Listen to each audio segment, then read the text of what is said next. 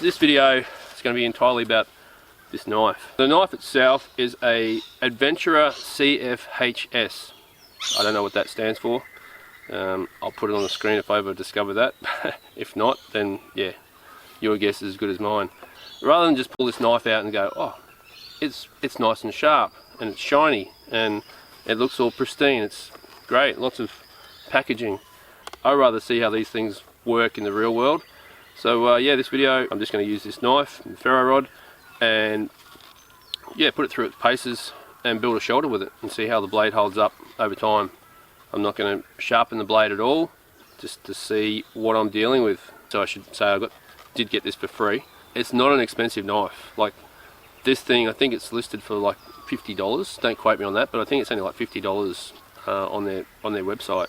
I haven't used this yet, so I have no idea what the quality's like. This thing might be the best bushcraft knife on the market for the price. There's a nice burr on the back of that blade, like it's nicely squared and there's a nice burr on it. So for using with your ferro rod,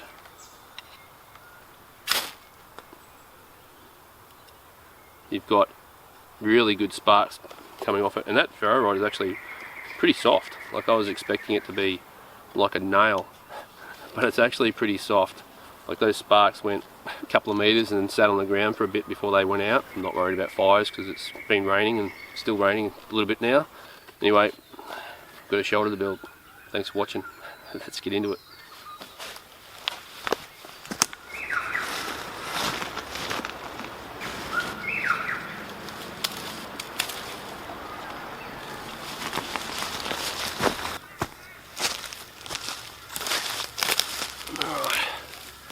Place looks as good a spot as any for a shoulder, I guess. It might change. I was thinking here, another spot just over there, but got some trees above it with some deadfalls in it, so it may not be the best location. So maybe here, clear away all this undergrowth, these broken branches and rubbish. What I've got here is some Lomandra longifolia. Rough idea in my head, the shoulder I'm going to build, but I don't know how much cordage I'm going to need, and that's what this is all going to be for, my cordage. So I'm just going to split it, and then I'll leave it until tomorrow or the day after, and then I'll start making cordage out of it. So I'll use my little stump thing here.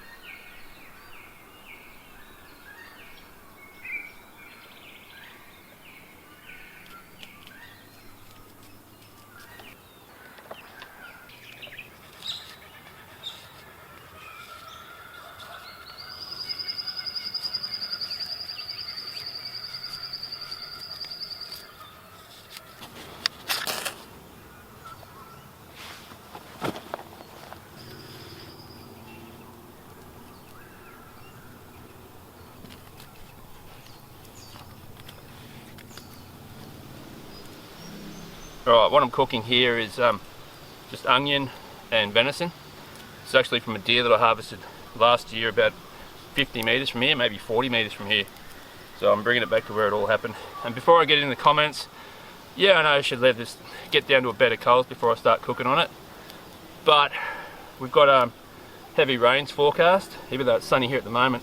Clouds are building and it's meant to rain for like 7 days, and they're talking flooding and all sorts of other good stuff.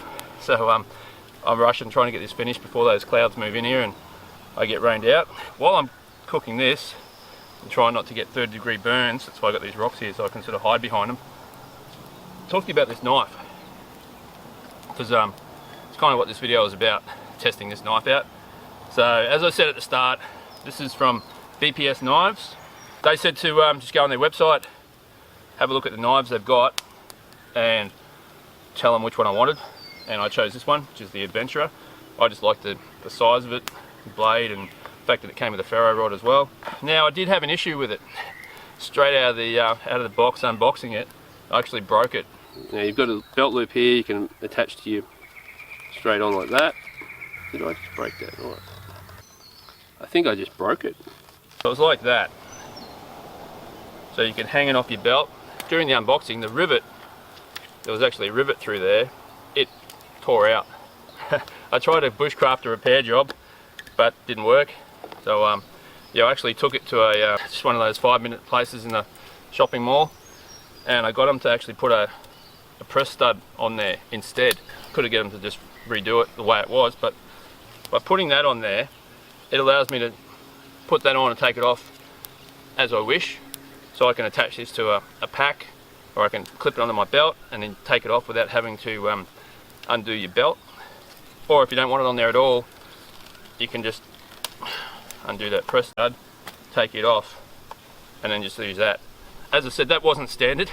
That's something that I've modified afterwards, just because I inadvertently pulled out one of the rivets on the sheath. I'm happy with the solution I've come up with, but the knife itself, I'm real happy with it. As you've seen in the video, I've been using this for all manner of things, and yeah, it's held up really well. And the blade is still, I haven't sharpened it at all, it's still surprisingly very sharp. Like I chopped that onion and meat up, no effort at all. It's held up really well. I'm really happy with this knife. I'm not just saying that because I got it for free. If I went out and bought this, I'd be really happy, because I've got another knife which is a really nice knife, really great looking handle on it and everything else. I really like it, but it costs probably 4 times the amount this thing costs, and it does the same thing. It's a knife and it's got a good edge, it holds its edge, this thing holds its edge. Yeah, you've got that ferrocerium rod there as well if you like that sort of thing. It's really good and comfortable in the hand. Do I think it's worth the money? Absolutely. I think it's a ripper of a knife for that price. So again, that's the BPS Adventurer. Anyway, I'm going to straighten my leg out. I've had it bent for about half an hour. Try a bit of venison.